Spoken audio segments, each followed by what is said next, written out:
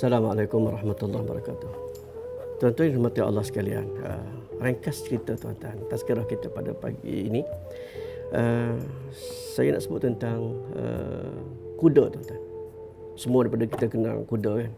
Tapi kuda ni tuan-tuan ada yang jenis kuda jinak, kuda peliharaan, ataupun ada yang jenis kuda liar.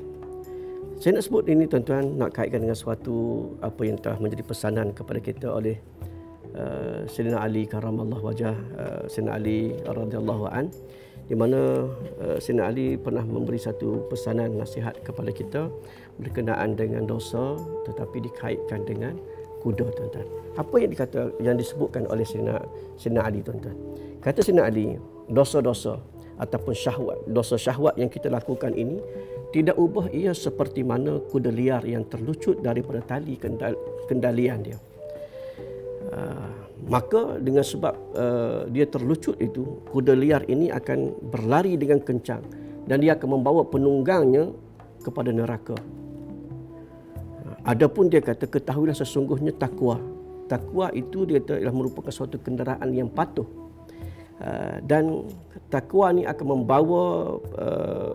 membawa orang yang mengenderainya sehingga ke syurga dalam keadaan tenang, aman dan damai.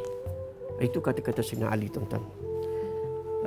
Secara mudahnya tuan-tuan kita nak sebut kuda kan, kuda liar kalau terlepas tali ataupun terlucut tali kendalian dia tuan-tuan, sedangkan kita ada di atas kuda liar itu, bagaimana kita tuan-tuan kan?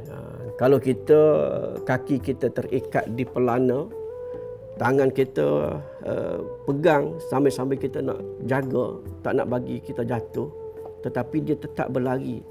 Dan lari kuda liar ni tuan-tuan, lari yang tanpa kawalan. Bagaimana tuan-tuan?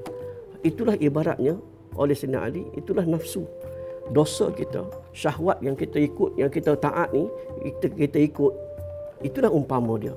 Tapi kalau kita sentiasa sehari-hari kehidupan kita, masa demi masa, kita taat kepada nafsu kita, lebih kita taat berbanding kita taat kepada Allah Subhanahu wa taala, maka seumpama itulah kita akan dibawa oleh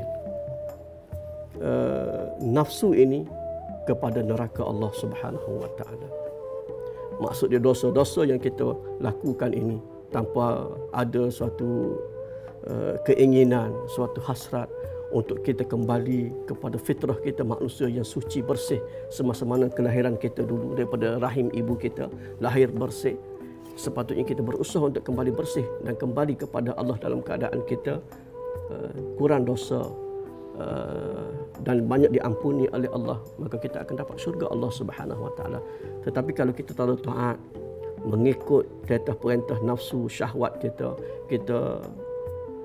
akan dibawa oleh nafsu dan syahwat kita ini kepada neraka Allah Subhanahu wa taala.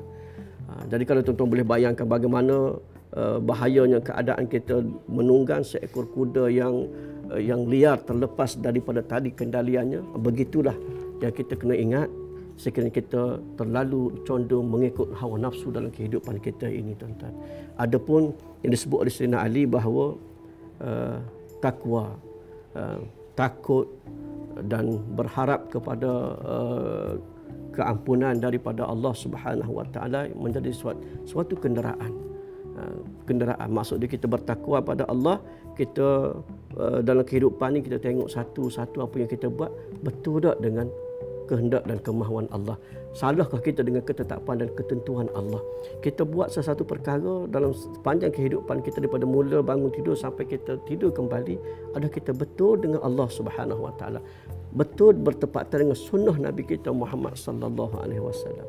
Jadi kalau itulah kenderaan kita, maknanya kenderaan itu adalah kenderaan takwa. Dan orang yang hidup dalam keadaan bertakwa ni tuan-tuan, dia seumpama mengendarai suatu kenderaan yang secara tenang, secara damai, secara molek, licin, jalan cantik, semua sekali, sampailah kita ke syurga Allah Subhanahu wa taala. Jadi harapan kita semua tuan-tuan, saya dan juga tuan-tuan yang mendengar, kita kalau boleh hidup ni kita biar menerusi jalan takwa.